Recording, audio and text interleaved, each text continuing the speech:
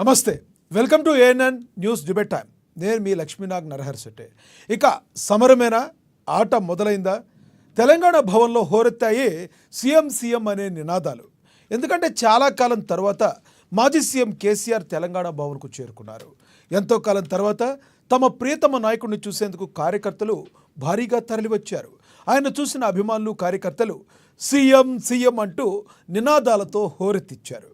కాగా పార్టీ విస్తృత స్థాయి సమావేశాన్ని నిర్వహించిన నేపథ్యంలో కేసీఆర్ కార్యకర్తలకు దిశానిర్దేశం చేశారు.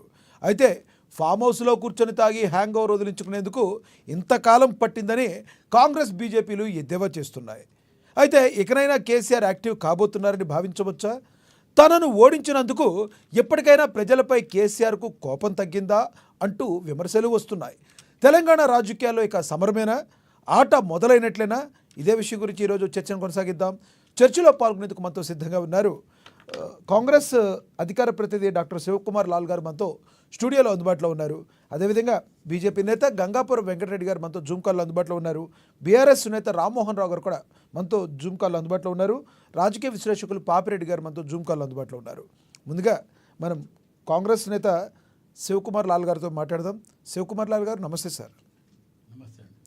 శివకుమార్ లాల్ గారు, చాలా రోజుల తర్వాత, చాలా కాలం తర్వాత ఇన్ఫ్యాక్ట్ కేసీఆర్ గారు ప్రగతి భవన్కి అయితే వచ్చారు. మరి రానున్న రోజుల్లో ఆట మొదలైంది అనుకోవచ్చా? ఒక్కసారి కేసీఆర్ గారు కథన రంగంలోకి వస్తే మీ కాంగ్రెస్ పార్టీ పరిస్థితి ఎలా ఉండబోతుంది? ముందుగా అమా న్యూస్ ప్రేక్షకులకు, మీకు ప్యానెల్లో ఉన్న వారికి నమస్కారం. నమస్తే అండి. మొత్తానికి ఈరోజు ఫామ్ హౌస్లకి ఒక 14 నెలల తర్వాత కేసీఆర్ బహుశా మొన్న బర్త్డేకి వచ్చిండేమో, తెలంగాణ భవన్కి వచ్చింది అనేది మీరు ఇప్పుడు చెప్పడము సరే, నో ప్రాబ్లం. అట్లీస్ట్ 14 సంవత్సరాల తర్వాత అయినా సరే, 14 నెలలు అయినా సరే, అట్లీస్ట్ ఆయనకి ఈరోజైనా అర్థమైంది నేను ప్రజలలో ఉండాలా, ప్రజలుకి నేను ఏదైతే మాట ఇచ్చిన్నో, నేను ఒక ప్రతిపక్ష, ప్రస్తుతం కాంగ్రెస్ పార్టీ అధికారంలో ఉంది, నేను ఫామ్ హౌస్లో కానీ లేకపోతే టీఆర్ఎస్ భవన్లో ఉంటే కాదు, ఖచ్చితంగా ప్రజలకు పోవాలనేది ఒక మంచి ఉద్దేశంతో వస్తే మంచిదే. ప్రజలకు ఒక రకంగా గతంలో కూడా కాంగ్రెస్ పార్టీ ముఖ్యమంత్రి మా రేవంత్ రెడ్డి గారు పదే అంటున్నారు, 10 ఏళ్ళు లేదా ఉద్యమకాలం అనుకోండి, 10 ఏళ్ళు మీరు ముఖ్యమంత్రి చేసిన అనుభవం పెద్దలుగా మీరు ఇవ్వండి, సూచన సలహాలు ఇవ్వండి, కూడా నేను తీసుకుంటా అన్నాడు. ప్రభుత్వం కూడా ఆ దిశగా ముందుకు నడిపేలాగా మీ సూచన సలహాలు తీసుకుంటా అని కూడా చెప్పడం జరిగానే 14 మాసాల నుంచి కేసీఆర్కి నిజంగా ఇప్పుడు ఇంతకుముందే మీరు ప్రజలు అంటున్నారు అన్నట్టు ఆయన హ్యాంగ్ ఓవర్ ఒక 14 మంత్స్ పట్టిందనమాట. అంటే కాంగ్రెస్ పార్టీ అధికారంలోకి వచ్చిన కాదండి, మీ ప్రభుత్వానికి రాగానే ఒక్కసారి ఆల్రెడీ 10 సంవత్సరాలు ప్రూవ్డ్గా ఆయన కేసీఆర్ సీఎం ప్రూవ్డ్ కాబట్టి కొంత మీ ప్రభుత్వానికి టైం గ్యాప్ ఇచ్చారు చేయడానికి. ఏదైనా ఎక్కిన రోజు నుంచి విమర్శలు చేస్తే పద్ధతి కాదు కాబట్టి మీకు కొంచెం గ్యాప్ ఇచ్చి ఉండొచ్చు కదా, అలా ఎందుకు అనుకోవట్లేదు మీరు? నేను లక్ష్మీనాథ్ గారు ఆ మాటకు మటుకు నేను కూడా కేసీఆర్ గారిని అప్రిషియేట్ చేస్తాను. ఎందుకంటే కాంగ్రెస్ పార్టీ అధికారంలోకి వచ్చిన తర్వాత 1 సంవత్సరం పాటు నేను మాట్లాడా అన్నాడు. సంవత్సరం పైబడి అంటే 14 మాసాలు ఏదైతే 14 నెలలు ఏదైతే ఉందో ఆయన మాట్లాడకుంటున్నాడు. Let him come out. ఎందుకంటే ఇంకోటి ఏంటంటే మేజర్గా ఇక్కడ ప్రధానంగా శివకుమార్ లాల్ గారు మీరు వ్యక్తిగతంగా చెప్పారా, మరి నార్మల్గా మీ పార్టీ స్టాండ్ తెలవదు, కానీ కేసీఆర్ గారు మాట్లాడలేదు అంతే. మరి వర్కింగ్ ప్రెసిడెంట్ గారితో డే 1 నుంచి కాంగ్రెస్ మీద మరి చేస్తున్న విమర్శలు ఏ కోణంలో చూడాలి, మీరు అది గమనించారా? ఇప్పుడు కేసీఆర్ ఫామ్ హౌస్లో వండుకొని కేటీఆర్ని, హరీష్ రావుని లేకపోతే కవితను పంపిస్తే వాళ్ళతో ఏం కాదు, వాళ్ళు అంతా తండ్రి చాటు బిడ్డలు కాబట్టి వాళ్ళు ప్రజలలో వాళ్ళకి పెద్ద ఆ ఇమేజ్ లేదు. వాళ్ళు మాట్లాడిన మాటలలో కూడా ఎక్కడ కూడా ప్రజలు దాన్ని మెచ్చుకున్నది లేదు. అయినంత మటుకు ప్రతి దగ్గర కూడా వాళ్ళని తిరస్కరించడం జరిగింది. కేసీఆర్ ఏమంటే ఒక అనుభవజ్ఞుడు, రెండవది ప్రతిపక్ష నేత అయినా రావాలి, అసెంబ్లీకి కూడా అయినా రావాలి. వీళ్ళ అనుభవం, ఆయనకున్న అనుభవం వేరు. ఏదన్నా ఉంటే ముక్కుతుటిగా ఆయన ఏదున్నా ప్రజల తీరు మాట్లాడతాడు. మేము కూడా ఆయన ఖచ్చితంగా జవాబుదారీ చెప్తాము. ఎందుకంటే 2 సార్లు జరిగిన అసెంబ్లీలో ఆయన చేసిన తప్పులు ముందుకు ఎత్తుతారనే ఉద్దేశంతో కూడా ఈ 14 నెలలు ఆయన రాకుండా ఉన్నాడు అనేది కూడా నా అంచనా. రైట్, మళ్ళీ వస్తాం మీ దగ్గరికి. నేను మనతోటి బీజేపీ నేత గంగాపురం వెంకటరెడ్డి గారు ఉన్నారు, ఆయనతో మాట్లాడదాం. నమస్తే సార్ వెంకటరెడ్డి గారు. నమస్తే నమస్తే. వెంకటరెడ్డి గారు, చాలా కాలం తర్వాత కేసీఆర్ గారు మళ్ళీ తెలంగాణ భవన్కు వెళ్ళడం జరిగింది. రానున్న రోజుల్లో ప్రజల మధ్యకి మళ్ళీ కేసీఆర్ రాబోతున్నట్టుగా కూడా మరి ఆ పార్టీ వర్గాలు అయితే చెప్తున్నాయి. మరి వారికి దిశానిర్దేశం కూడా చేసినట్టుగా తెలుస్తుంది. ఒక్కసారి కేసీఆర్ గారు కథన రంగంలోకి దిగితే ఏం జరగబోతుంది తెలంగాణ రాష్ట్రంలో? ఇప్పుడు లక్ష్మణ్ గారు లైవ్లో ఉన్న మిత్రులందరికీ నమస్తే. నమస్తే. మీరేమో ఈ ఈ డిబేట్కు ఒక క్యాప్షన్ పెట్టారు. ఒక కుర్చీ ఒక వైపున రేవంత్ రెడ్డి గారు, ఇంకో వైపున కేసీఆర్ గారు. ఇక ఇంకో పార్టీ ఉన్నట్టుగా మీ దృష్టిలో ఏం లేనట్టున్నది. మీరు గుర్తుంచుకోండి, డార్క్ హార్స్ బీజేపీ ఉన్నది. అంటే ఇక్కడ ఒకటి ఒకటి ఒకటి ఒకవేళ మేము దాన్ని అయితే మేము గమనించలేదు. ఇప్పుడు ప్రధానంగా ఉన్న చూసుకుంటే ఎక్కువ సీట్లు గెలిచింది కేసీఆర్ గారు కాబట్టి కాంగ్రెస్ ప్రభుత్వం తర్వాత వాళ్ళ మధ్య ఉన్నట్టుగా పెట్టి ఉండొచ్చు, కానీ అంతేగాని బీజేపీ లేదని కాదు, బీఆర్ఎస్ వెనకాల బీజేపీ ఉందని ప్రజలు అనుకుంటున్నారు. చెప్తా ఎవరు అనుకోవడం లేదు. ఇప్పుడు రెండు విషయాలు ఇక్కడ.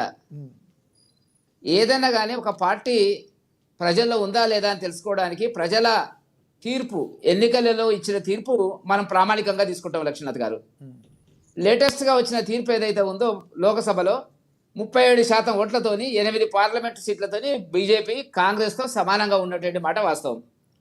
వాళ్ళ ఓటు శాతం తగ్గింది, మా ఓటు శాతం విపరీతంగా పెరిగిన మాట వాస్తవం. అది లేటెస్ట్ రెండు. ఇంకా మళ్ళీ ఇప్పుడు వచ్చేది 3 కౌన్సిల్ స్థానాలు ఉన్నాయి. దీంట్లో రేపు వచ్చేటువంటి తీర్పును మళ్ళీ కొలతబద్దగా తీసుకోవచ్చు. 47 స్థానాలు, 45 స్థానాలలో అసెంబ్లీ స్థానాలలో ఓటింగ్ జరుగుతుంది. మేధావులు, టీచర్లు, యువకులు ఇవ్వబోతున్నటువంటి తీర్పు. దీనికి మేము ఛాలెంజ్గా తీసుకుంటాం ఏందనేటువంటిది. దీంట్లో అయితే అస్త్రసన్యాయం చేసింది బీఆర్ఎస్ పార్టీ, అస్త్రసన్యాయం చేసింది. నా నుంచి కాదు బాబు నమస్తే అని వెళ్ళిపోయింది. మీరు దాన్ని ఇంకో రకం, ఇప్పుడు వాళ్ళు పోటీ చేయకపోతే మాకేదో మద్దతు ఇస్తున్నట్టు కాదు. వాళ్ళు పోటీ చేస్తే మరింత దిగజారిన ఓటు శాతం వస్తుంది కాబట్టి వాళ్ళు జాగ్రత్తగా గౌరవప్రదంగానే తప్పుకున్నారు. అది మంచి నిర్ణయం వాళ్ళు చేసినటువంటిది. ఒకటి పోతే టాపిక్ వస్తాను. కాదు, మీరు వెంకటరెడ్డి గారు మీరేమో పార్లమెంట్లో పాయింట్ ఆఫ్ వ్యూలో చెప్తున్నారు, శాసనసభ పాయింట్ ఆఫ్ వ్యూలో మాట్లాడుకుందాం అనుకోవచ్చు కదా. మరి మీరు ఎందుకు బీజేపీ చరిత్రలో ఎందుకు తెలంగాణ రాష్ట్రంలో ఇంత బలంగా ఉన్నప్పటికీ కూడా ఎందుకు తన ప్రభావాన్ని చాటుకోలేకపోతుంది రాష్ట్ర వ్యాప్తంగా? ఇప్పుడు ఇద్దరు దొంగలు అని మేము ప్రజలకు ప్రూఫ్ ఇవ్వాలి. ప్రజల అభిప్రాయానికి వచ్చిండ్రు. వాళ్ళు అంతే వీళ్ళంతే అనే అభిప్రాయానికి వచ్చిండ్రు. అప్పుడు మా డార్క్ హార్స్ బయటకు వస్తుందండి. వాళ్ళు ప్రూఫ్ చేస్తారు కదా. ఇప్పుడు వాళ్ళు ఏం చేసినారు అన్నది ఓడగొట్టినారు ప్రజలు బీఆర్ఎస్ పార్టీని. ప్రజా వ్యతిరేక పాలన, కుటుంబ పాలన, అవినీతి పాలన అని.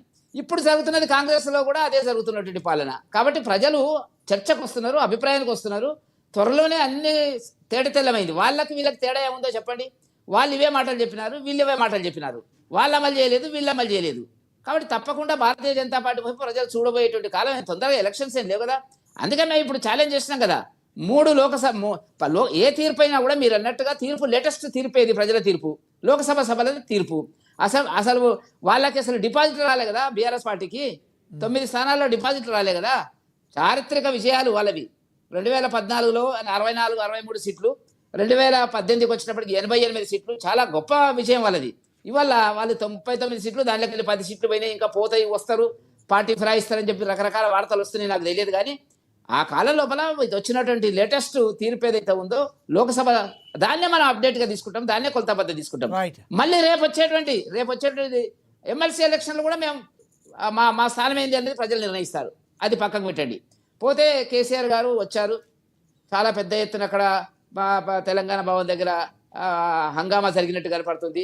అది సహజమండి, ఏముంది. కార్యకర్తలు చాలా కాలం నుంచి 1 year నుంచి కనపడకుండా పోయినాడు కాబట్టి కార్యకర్తలు వచ్చినారు, ప్రజలు కాదు. కార్యకర్తలు వేరు, ప్రజలు వేరు.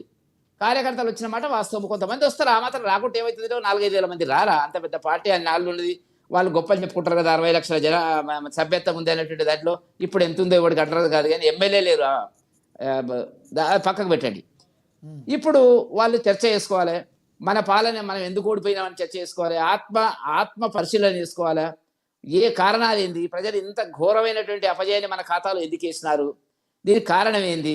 మన కుటుంబ వ్యవహారమా, మన అవినీత, మన అహంభావమా, ఆధిపత్యమా, అణిచివేతన, ప్రజాస్వామ్య స్ఫూర్తికి విరుద్ధంగా మనం పాలన చేసినామా, మనం ఏదంటే అది జరగాలనేటువంటిది లేనటువంటి వాడు ఉద్యమకారులందరినీ పక్కకు పెట్టినామా, కోదండరాం లాంటి వ్యక్తులు ఉద్యమం నడిపించినటువంటి వ్యక్తులను అడ్రస్ లేకుండా చేసినామా, ఇవి చర్చించుకోవాలి కదా. చర్చించుకున్న తర్వాత అన్ని బాగున్నాయనో లేకపోతే తప్పులు జరిగాయని ముక్కు చెంపలు వేసుకొని మళ్ళీ అట్లా కాదు మనం ప్రజల్లోకి వెళ్దాము అనేటువంటి పద్ధతిలో వస్తే ఆ పార్టీని ప్రజలు ఆదరిస్తారా ఆదరించారా అనేటువంటి పరిస్థితి ఇవాళ చూస్తున్నాము.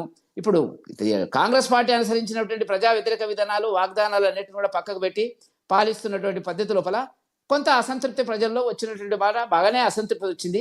అది మేము మాట్లాడుతున్నాము, బీఆర్ఎస్ పార్టీ మాట్లాడుతుంది. మాట్లాడినటువంటి దానికి ఎంబడే గతంలో పాలించిన పార్టీ కాబట్టి అటువైపు ప్రజలు ఉండరేమో అని కొన్ని సర్వేలు కానీ అంచనాలు కానీ ఉంటే అది పొరపాటు. ఈ పార్టీకి ఆ పార్టీకి ఫైనల్గా డిసిషన్ తీసుకునేటప్పుడు 2 సంబంధాలను చూసినామండి మనము. మన అమ్మాయికి రెండిట్లో కూడా 3వ సంబంధం కూడా మన దగ్గర ఉంటుంది. 2 సంబంధాలు పనికిరావు అనుకున్నప్పుడు 3వ సంబంధంకే మనం ఖాయం చేస్తాము. ఇప్పుడు ఆ 2 పార్టీల మధ్య ఏం తేడా ఉందో మీరు చెప్పండి. వాళ్ళు వచ్చినా వీళ్ళున్నా వాళ్ళు పోయినా ఎవరు వచ్చినా కూడా ఒకటే పద్ధతి ఒకటే మూస. రెండవది ఏంటంటే కాంగ్రెస్ పార్టీ మీరు అన్నారు మమ్మల్ని మేము వాళ్ళు ఒకటేనేటండి. కాంగ్రెస్ పార్టీ సర్వ విధాల సర్వశక్తులు వడ్డీ బీఆర్ఎస్ పార్టీని బతికిస్తుంది. రేవంత్ రెడ్డి గారి కోరిక నెరవేరింది. రేవంత్ రెడ్డి గారి మీరన్నట్టు పెళ్లి సంబంధాలు అయితే ఏ ఒక్కరో చేసుకుంటారు, కానీ ఇక్కడ రాజకీయాల్లో అలా కాదు కదా. ఒకళ్ళిద్దరూ కలిసిపోయి మిత్రపక్షాలుగా పోటీ చేసే అవకాశం ఉంది. రెండింటికి సెట్ కావట్లేదు మీరు అన్నట్టు. సెట్ ఎందుకైతే లేదు? ఇప్పుడు మీరు ఇన్ని కేసులు పెట్టింది కదండి, 14 మాసాలు 15 మాసాలు అయింది కదా. ఏ ఒక్క కేసులన్నా ఎఫ్ఐఆర్ కానీ అరెస్టులు కానీ జరిగినాయా చెప్పండి? సర్వ విధాల ప్రయత్నం చేస్తుంది కాంగ్రెస్ పార్టీ బీఆర్ఎస్ పార్టీని బతికించడానికి. కారణం ఏంటంటే బీఆర్ఎస్ పార్టీ ఖతమైతే పోటీ కాంగ్రెస్ వర్సెస్ బీజేపీ దేశం మొత్తం మీద అన్ని రాష్ట్రాలు ఎట్లా జరుగుతుందో అట్లా జరుగుతుంది. జరిగితే భారతీయ జనతా పార్టీ కాంగ్రెస్ పార్టీని ఎట్లా ఖతం చేయాలనో మాకు ఉండేటువంటి 20 రాష్ట్రాల్లో మాకున్న అనుభవాలు ఉన్నాయి కాబట్టి వాళ్ళు భయపడుతున్నారు. ఇవాళ అదే మాట్లాడుతున్నాడు ఖర్గే గారు ఢిల్లీలో. భారతీయ జనతా పార్టీకి భయపడిపోతున్నటువంటిది. కాబట్టి ఏ పరిస్థితుల్లో కూడా వాళ్ళ మీద కేసులు పెట్టరు, వాళ్ళు అవినీతి చేయరు, వీళ్ళదే పద్ధతిలో పోతున్నారు. పైగా ఏమంటారంటే మమ్మల్ని ఒక్క కేసైనా బయటకు వచ్చిందో చెప్పండి, ఒక్క కేసైనా బయటకు వచ్చిందో చెప్పండి. అసలు కేసులు ఉన్నాయో లేవో ఇప్పుడు మనకు అనుమానం వస్తుంది 2 నెలలు బట్టి. కాబట్టి నేనేమంటున్నా అంటే ప్రజలు గమనిస్తుంటారు, ప్రజలు పిచ్చివాళ్ళు కాదు. తీర్పు ఇవ్వవలసిన టైం వచ్చినప్పుడు తప్పకుండా ఇస్తారు. ఇవాళ ఏదో కనపడగానే ఇప్పుడు వాళ్ళు రైతు బంధు రైతు రుణమాఫీలో విఫలమైనారు. ఇది కొంత రైతు బంధుకు వచ్చేటప్పటికి ఏంటంటే కేసీఆర్ గవర్నమెంట్ ఎప్పటికప్పుడు జాగ్రత్తగానే రైతుల ఖాతాలో వేసిన మాట వాస్తవము. సరే వాళ్ళు అప్పులు చేసిండ్రు, ఆ అప్పులు చేసినటువంటి తీవ్ర రూపంలోకి ఇవాళ వచ్చింది వీళ్ళ మెడ మీద పడ్డది. ఎవరి మీద పడ్డది? ఇప్పుడు కాంగ్రెస్ వాళ్ళ మీద. చేయలేనటువంటి వాళ్ళు ఉన్నా ఇదే జరిగేది. కాబట్టి ఏదైనా మేనిఫెస్టో అనేటువంటిది ప్రజలకు అనుకూలంగా వీలయ్యేటువంటి పద్ధతి లోపల ఇప్పుడు బడ్జెట్ చూడండి ఎంత గందరగోళంగా ఉంటుందో. తెలంగాణ బడ్జెట్ అవకాశం కోసం అవసరం కోసము అమలు కానిటువంటి అనేక సంక్షేమ కార్యక్రమాలను ప్రజల్లో భ్రమల్లో దించి అమలు పరచలేటువంటి ఒక నిస్సహాయ పరిస్థితుల్లో తెలంగాణ ప్రభుత్వం ఆ ప్రభుత్వం అట్లాగే ఉండింది, ఈ ప్రభుత్వం అట్లాగే ఉంది. కాబట్టి అది మామూలుగా పార్టీ కార్యక్రమాలకు సంబంధించినటువంటిది.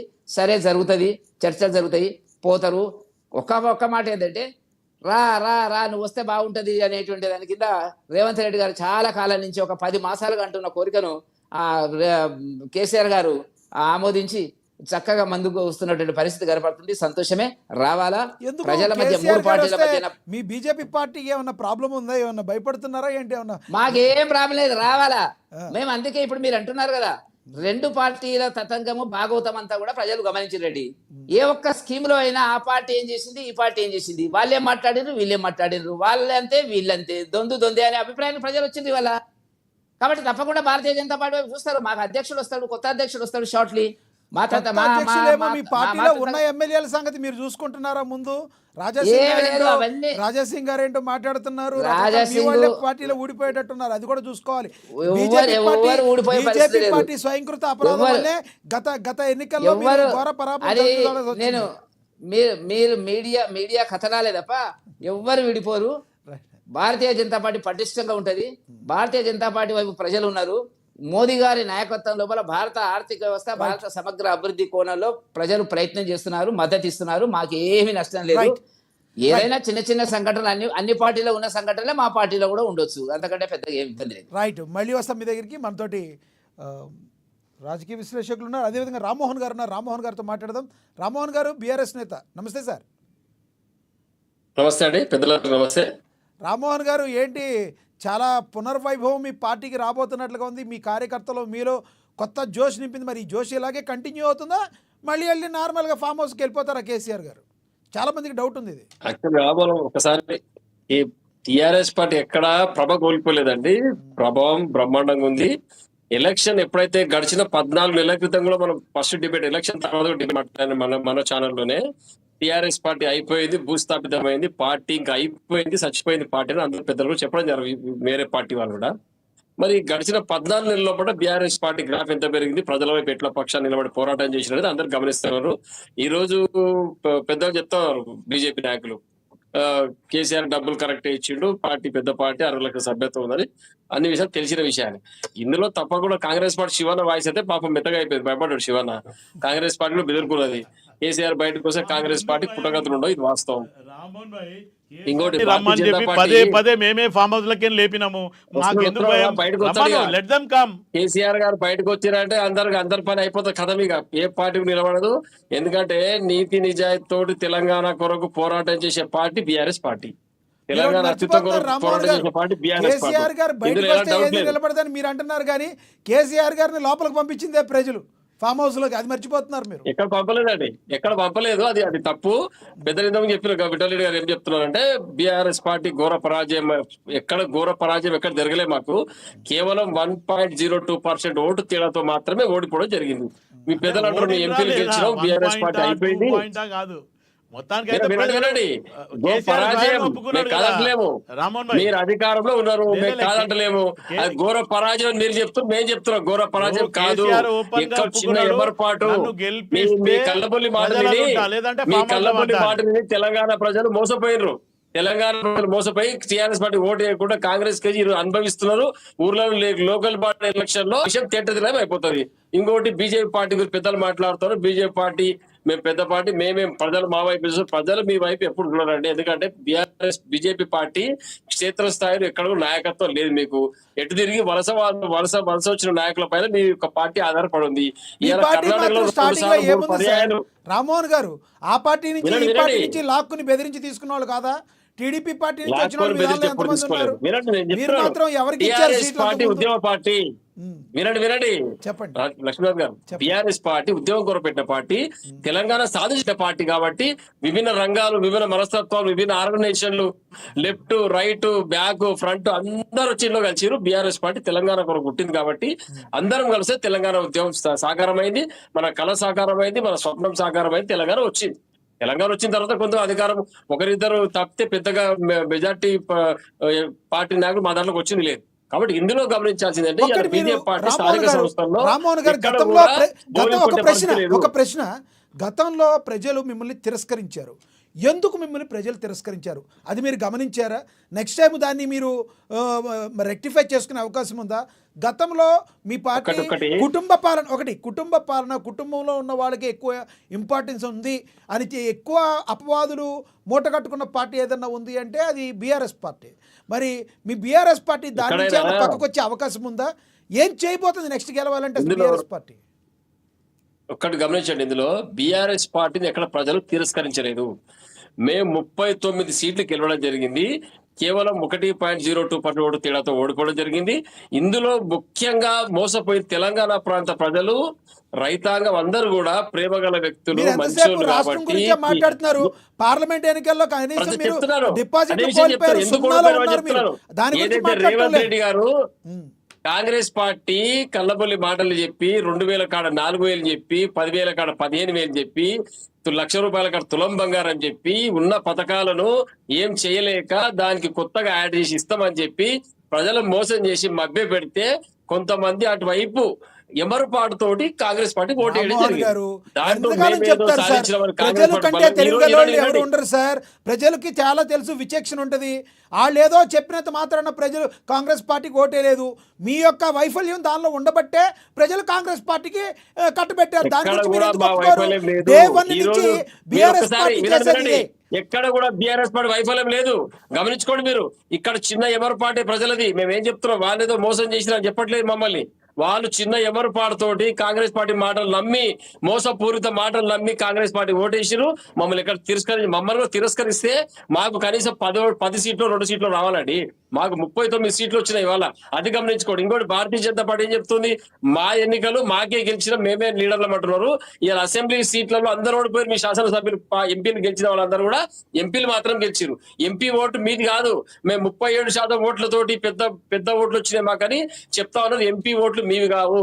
సామాన్య ప్రజలు టీఆర్ఎస్ కేసిన వాళ్ళు, కాంగ్రెస్ కేసిన వాళ్ళు, కమ్యూనిస్ట్ కేసిన వాళ్ళు, ఎంఐఎం కేసిన వాళ్ళు కూడా చాలా మంది భారతీయ జనతా పార్టీ ఎంపీ స్థానాలలో ఒకసారి మోడీ గారి చరిత్ర పైన ఆలోచించి వారు ఓటేయడం జరిగింది. అంతేగాని మీరేదో మాకు ఓటండి. కిషన్ రెడ్డి ఎట్లా ఓడిపోయిందండి, బండి సంజయ్ ఎట్లా ఓడిపోయాడు, ఈటల రాజేందర్ ఎట్లా ఓడిపోయాడు, అది చెప్పండి మీరు. మీ ఓట్లు అవి, మీ ఓట్లు ఇవి కావు. ఎంపీ ఓట్లు మీవి కావు. అది గుర్తుపెట్టుకోండి మీరు. మీ ఓట్లు స్థానిక సంస్థల ఓట్లు, మీ ఓట్లు శాసనసభ్యుల ఓట్లు. అది పెట్టుకొని ఎట్లా మాట్లాడతారేదండి? ఏది మూసుకుంటారు మీరు? ఎందుకు మీరు మూసుకోండి నోరు. ఏం మాట్లాడతావు? ఎట్లా చేస్తారు? మీ మొహానికి అర్థం ఉంది మాట్లాడడానికి? వద్దు, అలా మాట్లాడద్దు, వ్యక్తిగతంగా వెళ్ళొద్దు. ఏం మాట్లాడతారు మీరు? వ్యక్తిగతంగా వెళ్ళొద్దు రామ్మోహన్ గారు. ఎంపీ ఓట్లు నీవేం కదా, ఎంపీ ఓట్లు నీవేం కదా అంటున్నా. మీ పార్టీ గతి లేదు మీకు. రామ్మోహన్ గారు పార్టీలో పెట్టుకున్నారు మీరు. నక్సలైట్ల నుంచి పార్టీలో పెట్టుకున్నారు. ఏం మాట్లాడతారు? మాట్లాడడానికి రాదు మీకు. మీ మొహాన్ని మాట్లాడడానికి రాదు. ఇదేనా మాట్లాడేది? మాట్లాడుతున్నది మీరే మాట్లాడుతున్నారు. మరి మొత్తం కుటుంబం చుట్టూ మీరే మాట్లాడుతున్నారు అంటున్నా. నేను చెప్తా కదా. ఎట్లోడిపోయాడు బండి సంజయ్? బండి సంజయ్ ఎట్లోడిపోయి చెప్పు ఫస్ట్. నీకు ఎట్లోడిపోయాడు చెప్పు. ఏం మాట్లాడుతుంది? 100% కాదు నీ ఓట్లు కావాలి. ఎంపీ ఓట్లు బీజేపీ ఓట్లు కాదు, గుర్తుపెట్టుకోను. నువ్వు అందులో మాయలో పడితే పార్టీ పోతుంది. ఎవరివి కొత్త నిర్వచనం చెప్తున్నావు ఇలా? ఎవరి ఓట్లు? కొత్తగా నీకు విచక్షణ నీకు తెలియని వాటి చెప్తున్నా వినండి. ఈ మాయలో ఉన్నారు మీరు. ఈ మాయలో ఉండి మాట్లాడితే ఎవరు నడవదు. ఒక్కడు గుర్తుపెట్టుకోవాలి. కేసీఆర్ వచ్చిండు, శాతం అయితే రేవంత్ రెడ్డి మీద కేసు వేసి లోపలికి పంపి అది వదిలిపెట్టి కాంగ్రెస్ కు ఒత్తాసు పలుకుతావు. నీకు తెలుసు కాంగ్రెస్ ఒత్తాసు పలుకుతావు నువ్వు. బీజేపీ నాయకుని అయ్యుండి కాంగ్రెస్ పార్టీ ఒత్తాసు పలుకులు. ఇది మీ చరిత్ర. కమ్యూనిస్టు నాయకులను నక్సలైట్ నాయకులను మీ పార్టీలో జాయిన్ చేసుకొని, కాంగ్రెస్ నాయకులు నీ పార్టీలో జాయిన్ చేసుకొని వాళ్ళకి సీట్ల గద్దెల మీద కూర్చోబెట్టి నీ పార్టీ కొరకు చచ్చిపోయిన కార్యకర్తలను గాలి కొదిలేసి, మా పార్టీ సిద్ధాంతాలకు గాలి కొదిలేసి ఇవాళ మాట్లాడతారు మీరు బీజేపీ గురించి. ఏం తెలుసు మీకు బీజేపీ గురించి? మీకు సిద్ధాంతాలు మీకు సిద్ధాంతాలు బీజేపీ సిద్ధాంతాలు రామ్మోహన్ గారు ఒక్కటి, రామ్మోహన్ గారు వెంకటరెడ్డి గారు, రామ్మోహన్ గారు దయచేసి రామ్మోహన్ గారు ఒక మాట వినాలి. రామ్మోహన్ గారు నోరు మూసుకోను. రామ్మోహన్ గారు నీకు మాట్లాడి కదా ఏం మాట్లాడుతావు? పెద్ద మంచి తెలుగు కనీసం తెలుగు దానికి వ్యక్తిగతంగా వెళ్ళొద్దు దయచేసి. తెలుగు అంటున్నా. రామ్మోహన్ గారు తెలుగు దానికి రామ్మోహన్ గారు దయచేసి వ్యక్తిగతంగా వెళ్ళొద్దు. ఫస్ట్ ఆపండి. రామ్మోహన్ గారు వెంకటరెడ్డి గారు మీ టైం ఇస్తాను ఆగండి. వెంకటరెడ్డి గారు వెంకటరెడ్డి గారు మీరు టైం ఇస్తాను ఆగండి. మీరు మాట్లాడారు. వెంకటరెడ్డి గారు మీకు ఇస్తాను. మీ టైంలో మాట్లాడదు కానీ ప్లీజ్. రామ్మోహన్ గారు ఇక్కడ ఒకటి ఎస్ వెంకటరెడ్డి గారు దయచేసి ఆగండి. వెంకటరెడ్డి గారు మీకు టైం ఇస్తాను, మీరు మాట్లాడదు కానీ. రామ్మోహన్ గారు ఒక్క మాట, ఎవరైనా మీ ఓట్లు ఎక్కడ ఇయ్యి అని అనడానికి సరిపోరు. ఎందుకంటే వాళ్ళనేమి ఎమ్మెల్యేలు ఎన్నుకోలేదు, ప్రజలే ఎన్నుకున్నారు. బీజేపీ పార్టీ కూడా ప్రజలే ఎన్నుకున్నారు. అది మీరు గుర్తుంచుకోవాలి. రాష్ట్రంలో మీరు గెలిచినంత మాత్రాన అక్కడ వాళ్ళకి మీ ఓట్లు కాదని ఏ రకంగా అంటారు మీరు? ఎంపీ ఎలక్షన్లో కూడా పార్లమెంట్ మెంబర్లు కూడా ప్రజలే ఎన్నుకున్నారు. మళ్ళీ వస్తాను మీ దగ్గరికి. మళ్ళీ వస్తాను. మనం పాపిరెడ్డి గారు మళ్ళీ వస్తా మీ దగ్గరికి. మళ్ళీ వస్తాను. పాపిరెడ్డి గారు ఉన్నారు, రాజకీయ విశ్లేషకులు, ఆయనతో మాట్లాడదాం. పాపిరెడ్డి గారు నమస్తే సార్. నమస్కారం. పాపిరెడ్డి గారు, కేసీఆర్ గారు ఈ రోజున తెలంగాణ భవన్కి రావడం జరిగింది. చాలా కాలం తర్వాత ఆయన రావడంతో కేసీఆర్ శ్రేణుల్లో చాలా ఉత్సాహభరితమైన వాతావరణం కనబడింది. రానున్న రోజుల్లో కేసీఆర్ యాక్టివ్ అయ్యి ప్రజా సమస్యల మీద ముందుకెళ్లే అవకాశం ఉందంటారా? ఇప్పుడు కేసీఆర్ అనే ఒక వ్యక్తి, ఆయన ఒక రాజకీయ సరళి వ్యవహారం, ఒక తీరు ఉంటుంది. దాన్ని ఏమంటారంటే పొలిటికల్ స్టైల్ అంటారు ఇంగ్లీష్లో. ఆ స్టైల్ ఆయనకు దాదాపుగా అనుకుంటే రాజకీయాలకు వచ్చిన నుంచి వెళ్ళి అదే స్టైల్ ఉన్నది. ఆయన 6 నెలలు ఇంట్లో పడుకుంటే 4 రోజులు బయటకు వస్తాడు. ఇది ఇవాళ కొత్తగా ఏదో ఓడిపోయిండు 14 నెలలని కాదు. అంతకుముందు ముఖ్యమంత్రిగా ఉన్నప్పుడు ఫామ్ హౌస్కి చాలా మట్టుకు పరిమితమైండు. అంతకుముందు తెలంగాణ ఉద్యమం అది దాదాపు 2001 నుంచి 2014 అంటే 13 సంవత్సరాలు కూడా ఆయన పెద్ద ఎత్తున ప్రజలలోకి వచ్చి చాలా రోజులు తిరిగిన దాఖలాలు కూడా ఏమి లేవు. కాకపోతే లోపల ఉండి రచనలు చేయడం, వ్యూహాలు చేయడం, స్ట్రాటజీ చేయడం అది చేసేవాడు, కానీ పెద్దగా ఎప్పుడు కూడా ప్రజలలోకి రాలేదు. ఆయన కేంద్ర 2004లో కాంగ్రెస్ టీఆర్ఎస్ అలయన్స్ పెట్టుకున్నప్పుడు ఆయన కేంద్ర కార్మిక మంత్రి ఉండే. మేము ఒకసారి మినిస్ట్రీ ఆఫ్ లేబర్ ఢిల్లీకి పోతే వాళ్ళని తెలిసిన వాళ్ళు అన్నారు, ఏ మినిస్టర్ మీ చంద్రశేఖర్ రావు గారు ఈ హోమ్ మినిస్టర్ లేబర్ మినిస్టర్కి రాలేదు, అక్కడికే పోలేదు, ఎక్కడికి పోలేదు ఆయన. అది ఆయన స్టైల్, అది మంచిదా చెడ్డదా అన్నది ఇప్పుడు 30-35 సంవత్సరాల రాజకీయ జీవితం ఉన్నది. అది అది రేపు ముఖ్యమంత్రి అయినా అదే ఉంటుంది, మళ్ళీ ఏం మారదు. రేపు ఒకవేళ మళ్ళీ 2028లో టీఆర్ఎస్ గెలిచి బీఆర్ఎస్ గెలిచి ఆయన అధికారంకి వస్తే ముఖ్యమంత్రి అయినా అదే విధంగా ఉంటుంది. కాబట్టి ఆయన పద్ధతులు పెద్దగా మారుతాయని ఎందుకంటే నేను 20-25 ఏళ్ళు ఆయన దగ్గరగా చూసినా కాబట్టి ఆయన పెద్దగా మారే అవకాశాలు లేవు. ఆ విధంగానే ఉంటాడు. ఆయన ఉన్నదా లేదా అని సమస్య కాదు. ఇప్పుడు కేసీఆర్ రావడంతోనే ఈ రోజే పెద్దగా ఏదో మారుతుందని కాదు. కాకపోతే ఆయన పార్టీని కార్యోన్ముఖం చేయడం, దిశ నిర్దేశించడం, అవి కొన్ని మాట్లాడుకుంటాడు కావచ్చు, అక్కడికి అయిపోతుంది. కానీ ఒకటి ఏంటంటే ఇప్పుడు ఈ 3 పార్టీలు మాట్లాడిన తర్వాత మనకి లక్ష్మీనారాయణ గారు అంటున్నారా, చెప్పండి. Yes please continue.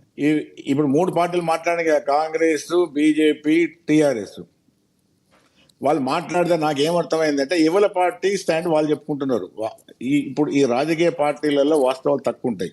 ఇప్పుడు ఏ ఓట్లు ఎవలే కాదు, అది ప్రజల ఓట్లు కాంగ్రెస్ పార్టీ కావు, బీజేపీ పార్టీ కావు, బీఆర్ఎస్ పార్టీ అంతకన్నా కావు, ఏ పార్టీ ప్రజల ఓట్లు. ప్రజలు ఎవరికి నచ్చితే ఎవరి మీద విశ్వాసం ఉంటే ఆ పార్టీకి ఓట్లు వేస్తారు. అది ప్రజాస్వామ్యంలో ఎలక్షన్లో జరిగే ప్రక్రియ. కాబట్టి ఇప్పుడు ఈ ఓట్లు ఇప్పుడు ఎప్పుడు కూడా సీల్ కవర్లు ఉండవు. ఇట్లా ఓట్లు పోసి సీల్ కవర్లు సీల్ ఉండదు, ఎప్పుడు కూడా ఓట్లు బయటనే ఉంటాయి. కాబట్టి ప్రజలు ఏ విధంగా ఇస్తారు, ఎట్లా ఇస్తారు అన్న దాని మీద ఇంకా దాదాపుగా 3 సంవత్సరాల పైచిలుకున్నది, 3 సంవత్సరాల 10 నెలల టైం ఉన్నది గవర్నమెంట్కు. ఇప్పుడు తొందరగా ఎలక్షన్స్ వచ్చే అవకాశాలు కూడా ఏమి లేవు. ఈ గవర్నమెంట్ కూడా పడిపోతుందనే అవకాశాలు కూడా లేవు. కాబట్టి ఈ ఈ 3 సంవత్సరాల 10 నెలలు ఈ కాంగ్రెస్ పరిపాలన ఏ విధంగా ఉంటుంది. అయితే ఇక్కడ మాత్రం లక్ష్మణ్ గారు, నేను ఒక విశ్లేషకునిగా చెప్తా, పార్టీ స్టాండ్స్ నాకు ఎక్కర్లేదు, కానీ ఇప్పుడు కాంగ్రెస్ పార్టీ నెంబర్ వన్ ఎందుకంటే అధికారంలో ఉన్నది కాబట్టి ఇప్పుడు 2వ స్థానం ఏది ఎవలకు అన్నదానిలో ఇప్పుడు క్లియర్గా బీజేపీ వాళ్ళు ఒక స్టాండ్ చెప్తున్నారు, బీఆర్ఎస్ వాళ్ళు ఒక స్టాండ్ చెప్తున్నారు. ఏది బీఆర్ఎస్ వాళ్ళు మాకు ఎమ్మెల్యేలు అధికంగా ఉన్నారు కాబట్టి మేమే నెంబర్ 2 అని వాళ్ళు చెప్తున్నారు.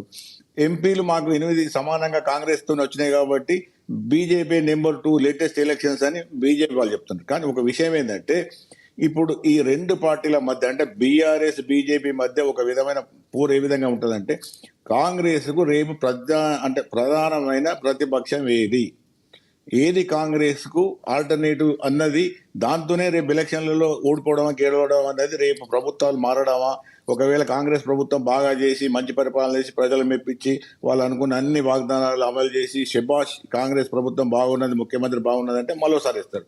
లేదు వీళ్ళు వాగ్దానాలు భంగపరిచినారు, వీళ్ళ పరిపాలన బాగలేదు, కేసీఆర్ ప్రభుత్వం కన్నా కూడా అవినీతి పెరిగిపోయింది, తోని ఇంకా మాకు సమస్యలు ఎక్కువైనవి, ఈ ప్రభుత్వంతో మాకు ఏం రాలేదని జనాలు అనుకుంటే మాత్రం కాంగ్రెస్ తీసి పక్క పెడతారు. అయితే ఇప్పుడు సమస్య ఏంటంటే బీజేపీకి బీఆర్ఎస్ మధ్య ఇప్పుడు వీళ్ళిద్దరి మధ్య పోటీ ఎందుకు జరుగుతుంటుంది అంటే రేపు కాంగ్రెస్ కు ప్రత్యామ్నాయం ఏది. ఎందుకంటే రేపు 3 పార్టీలు ఉన్నా కూడా 3 పార్టీల మధ్య ఓటు నిలిపోవండి. ఒకటి లక్ష్మీనారాయణ గారు వాళ్ళు అక్కడ మీ పార్టీ వాళ్ళు కూడా అర్థం చేసుకోవాల్సింది ఏంటంటే రేపు 2028లో ఒకవేళ ఐజీటీసీగా మామూలుగా ఫుల్ టర్మ్ ఉండి ఎలక్షన్స్ పోతే ఈ అసెంబ్లీకి ఏదో 2 పార్టీల మధ్య మాత్రమే ఉంటుంది. ఈ కాంగ్రెస్ వర్సెస్ బీజేపీ ఉంటుందా, కాంగ్రెస్ వర్సెస్ బీఆర్ఎస్ ఉంటుందా. అయితే ఇప్పుడు వీళ్ళు ఈ 2 పార్టీల మధ్య బీఆర్ఎస్ బీజేపీ మధ్య పంచాయతీ ఏంటంటే మేము ఏది నెంబర్ 2 అంటే వీళ్ళు ఇప్పటి నుంచి క్లెయిమ్ చేసుకోవాలి, మేము నెంబర్ 2 అంటే ఈ విధమైన ఘర్షణ ఉంటుంది. ఈ ఘర్షణలో ఏ విధంగా పార్టీలు నెగ్గొస్తున్నది, ఒకటి పబ్లిక్ ఏ విధంగా చూస్తున్నది, పబ్లిక్ ఏ పార్టీ యొక్క పర్ఫార్మెన్స్ ఏ విధంగా ఉన్నది, ఏ పార్టీకి వేస్తే మాకు న్యాయం జరుగుతుంది అంటే ఒక విధంగా ఇప్పుడు వెంకరెడ్డి గారు అన్నారు, ఇప్పుడు మా బీఆర్ఎస్ బాగలేదని కాంగ్రెస్కి వేస్తే కాంగ్రెస్ పరిస్థితి కూడా ఏం బాగలేదు, దాని పరిస్థితి కూడా వెళ్ళిపోయింది. ఒకవేళ నిజంగా వెంకరెడ్డి గారు అనుకున్నట్టుగా కాంగ్రెస్ కూడా బీజేపీ కన్నా కూడా ఇంకా ఒక విధంగా వ్యతిరేకత తెచ్చుకొని ఆ బీఆర్ఎస్ పరిపాలన కూడా కన్నా కూడా సరిగ్గా లేదనుకుంటే ప్రజలు పక్కకు పెడతారు. ప్రజలకు ఎప్పుడు కూడా ఆ, వాళ్ళ వాళ్ళకు ఒక ఆప్షన్ ఎప్పుడు ఎట్లుంటుందంటే మాకు నచ్చిన ప్రభుత్వాన్ని, మాకు పనికొచ్చే ప్రభుత్వాన్ని మేము ఎన్నుకుంటామని ఒక స్వేచ్ఛ ఆ, అధికారం ప్రజలకు ఉంటుంది కాబట్టి ఆ విధంగా చేస్తారు. కాబట్టి ఇప్పుడు ఈ ముగ్గురు పార్టీల తరఫున ఏది మాట్లాడినా కూడా భవిష్యత్తులో కాంగ్రెస్ పరిపాలన యొక్క పరిస్థితి ఏ విధంగా ఉంటుంది, అట్లాగే బీజేపీ అంటే ఒక విషయం అయితే వెంకరెడ్డి గారు మీరు అవుననుకున్నా కాదనుకున్నా ఒక విషయం ఇప్పటి వరకు జరుగుతున్న విషయం ఏంటంటే ఇప్పటి వరకు కూడా బీజేపీని స్టేట్ పార్టీగా అంటే ఒక అసెంబ్లీకి ఇది ఒక ఈ రాష్ట్రంలో పరిపాలించాలనే అనే ఒక పార్టీగా చూడడం లేదన్నది వాస్తవం. ఎందుకు చూడడం లేదు, దానిలో ఉన్న సమస్యలు ఏంది, దాన్ని ఏ విధంగా మీరు అధిగమిస్తారన్నది బీజేపీ పార్టీ యొక్క ఎత్తుగడలు, మీ పార్టీ యొక్క వ్యూహాలు, కేంద్రం ఇక్కడ రాష్ట్ర పార్టీలు ఏం చేస్తాయి అనేది మాకు తెలియదు. కానీ ఒకటి ఎందుకు ఈ మాట చెప్తున్నా మొన్న మీకు ఎంపీ ఎలక్షన్స్ జరిగినాయి. నేను చాలాసార్లు చెప్పినా మళ్ళీ కూడా చెప్తాను, ఎంపీ ఎలక్షన్స్ లో మీకు చేవెళ్ళ గెలిచారు, ఇది సికింద్రాబాద్ గెలిచారు, మల్కాజ్గిరి గెలిచారు. ఈ 3 పార్లమెంట్ స్థానాలలో ఇది ఇక్కడ మన సికింద్రాబాద్ కంటోన్మెంట్ లో బై ఎలక్షన్ వచ్చింది. అక్కడ మాత్రం ఓడిపోయింది బీఆర్ఎస్, బీజేపీ ఓడిపోయింది, కాంగ్రెస్ గెలిచింది. ఇప్పుడు అక్కడ ఒకటే ఎలక్షన్ లో జనాలు ఒకవైపు ఏమో బీజేపీని గెలిపించారు, రెండో వైపు బీజేపీ ఎమ్మెల్యేలు గెలిపించకుండా కాంగ్రెస్ గెలిపించారు. అంటే ప్రజలు 2 విధాలుగా ఓట్లు వేసారు. కాబట్టి ఇప్పటి కూడా నా అటువంటి వాడిని కూడా బీజేపీని ఇప్పటి కూడా రాష్ట్ర పార్టీగా చూడడం లేదు, కేంద్ర పార్టీగానే చూస్తున్నారు. కేంద్రానికి ఎలక్షన్స్ వచ్చినప్పుడు ఇస్తున్నారు. కాబట్టి ఇప్పుడు ఈ రాబోయే 25 ఎలక్షన్స్ లో ఏమైనా మార్చుకు ఏమైనా కొత్త వ్యూహాలు చేస్తారో తెలియదు. ఒకటి ఆ విధంగా ఒకవేళ బీజేపీ సక్సెస్ కాకపోతే మాత్రం ఖచ్చితంగా కాంగ్రెస్ వర్సెస్ బీఆర్ఎస్ ఉంటుంది. కాంగ్రెస్ పరిపాలన రోజు రోజు తీసుకట్టుగా ఉంటున్నది, ప్రజలలో వ్యతిరేకత పెరుగుతున్నది. ఇంకా పెరిగే అవకాశం ఎందుకు ఎక్కువ ఉన్నదంటే బడ్జెట్ లేదు, వాళ్ళు అనుకున్న ప్రామిసెస్ కూడా సరిగ్గా చేయలేకపోయారు. కాబట్టి ఇప్పుడు బీఆర్ఎస్ శ్రేణులలో ఆశ ఉన్నది. నిన్న కేసీఆర్ చర్య చెప్పిండు, మనం ఏం తొందరపడాల్సిన అవసరం లేదు, మనం అనుకున్నట్టుగా కాంగ్రెస్ దాని అదే కూలిపోతుందని కూడా నేను మాట్లాడుకున్నారు. అంతర్గతంగా వాళ్ళ చర్చలో జరిగింది ఏంటంటే కాంగ్రెస్ ప్రభుత్వంలో అనేకమైన కుమ్ములాటలు ఉన్నాయి, అనేక విధమైన వైరుధ్యాలు ఉన్నాయి, వాళ్ళే కూలిపోతారు. ఆ ప్రభుత్వానికి ఆ పేరు రాలేదు.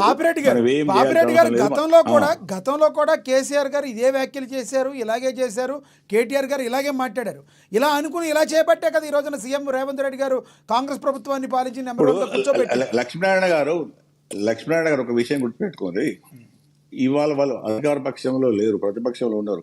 ప్రతిపక్షంలో ఉన్నప్పుడు ప్రతిపక్షం లెక్కన ఆలోచిస్తారు. వాళ్ళు అధికార పక్షంలో ఏం తప్పులు చేసినారు, జనాలు వాళ్ళకి ఏమి బుద్ధి చెప్పి ఇంటికి పంపించారు అని అదే ఒక డిబేట్. కానీ ఇవాళ నిన్న మీరు పెట్టిన టాపిక్ తెలంగాణ భవన్కి వచ్చింది. వాళ్ళు ఏం అనుకుంటున్నారంటే ఇప్పటి కూడా మీరు మీ రాజకీయ విషయ మన 3 పార్టీలకు కూడా ఒకటే చెప్తున్నా, ఇవ్వలేమనుకున్నప్పుడు కూడా బీఆర్ఎస్ కాన్ఫిడెంట్ గా ఉన్నది.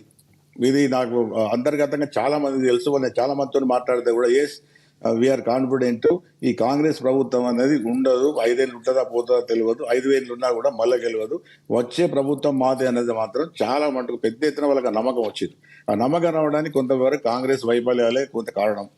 కాబట్టి ఇప్పుడు భవిష్యత్తు ఎట్లుంటది, కేసీఆర్ నేను చెప్తాను మళ్ళీ రాసుకోండి, మేము చెప్పేది మళ్ళీ కేసీఆర్ ఫామ్ హౌస్ పోతే మళ్ళీ 5-6 నెలల దాకా మళ్ళీ కనబడాడు, మళ్ళీ ఏం రాడు, ఆయన మళ్ళీ వచ్చి రాడు, ఆయన తిరిగాడు, ఏదో అప్పుడప్పుడు వచ్చి కనబడిపోతా అంటాడు అంతేగాని.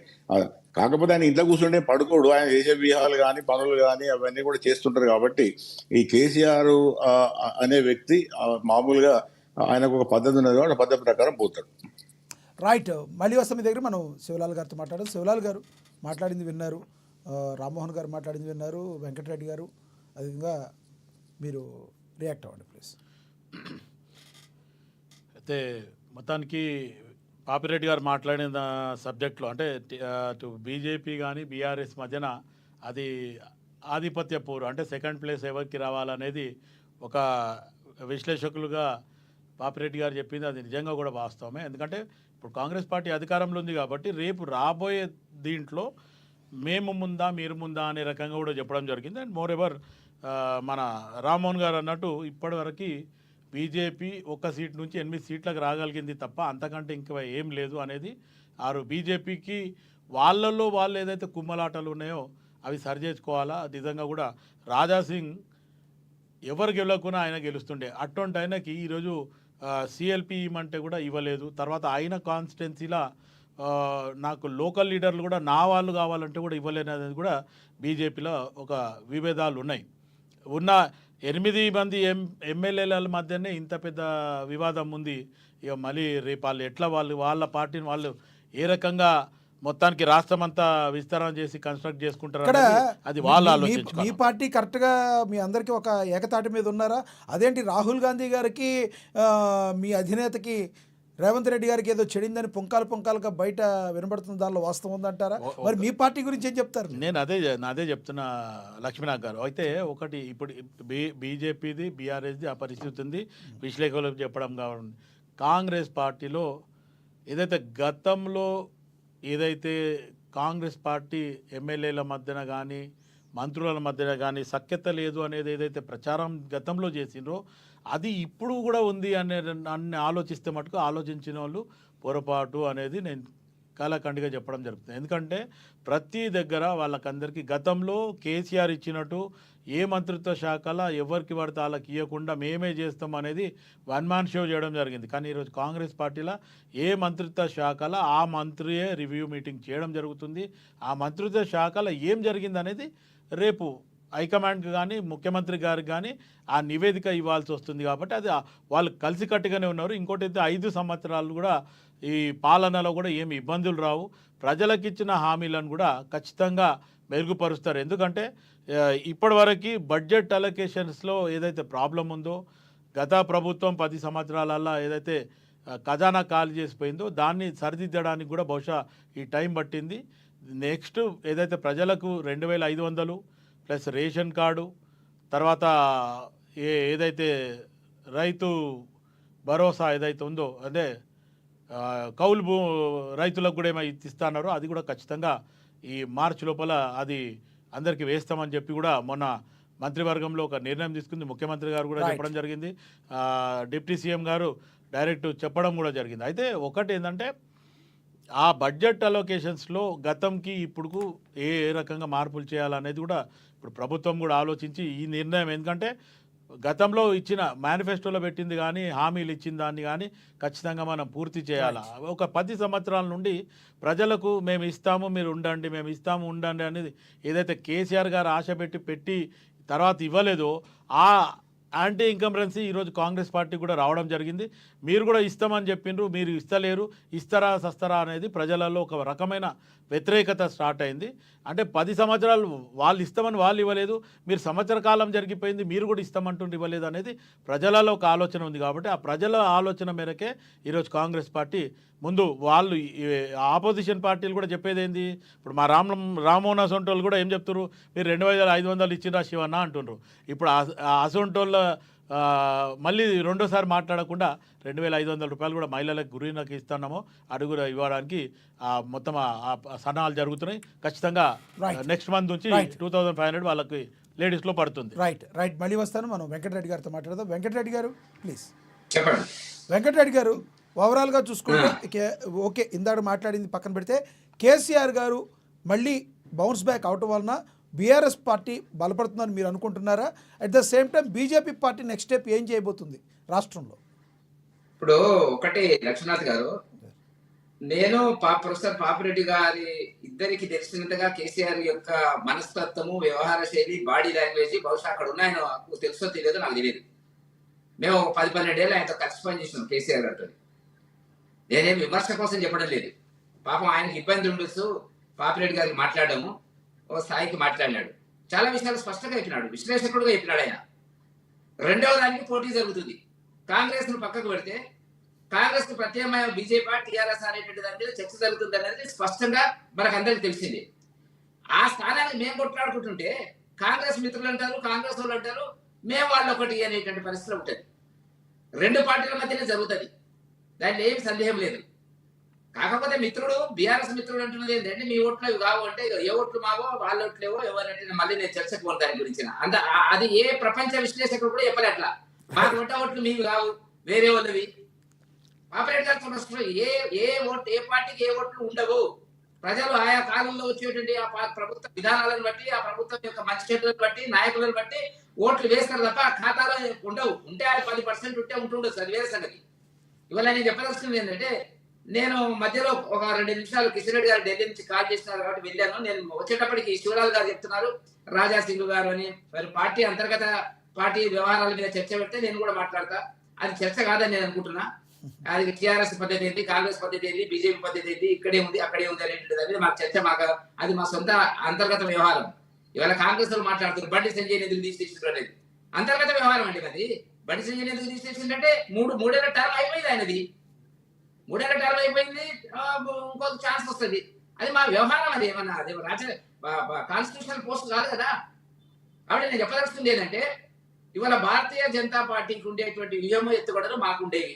మేము ఇప్పుడు కూడా ఇవ్వాల, మీరు అంటున్నారు కదా లోకసభని అంటున్నారు కదా, ఇష్యూలు డైవర్ట్ చేస్తున్నారు కదా, మాకు వచ్చిన ఓట్లు అనేటువంటిది ఇవ్వలేడు కూడా. నేను స్ట్రేట్ అడుగుతున్నా, దమ్ము ధైర్యం ఉంటే వచ్చే 3 ఎమ్మెల్సీ స్థానాలకు బీఆర్ఎస్ పార్టీ తోక ముడుచుకొని ఎందుకు పోయిందో సమాధానం చెప్పాలి. తోక ముడుచుకొని ఎందుకు పోయిందో సమాధానం చెప్పాలి.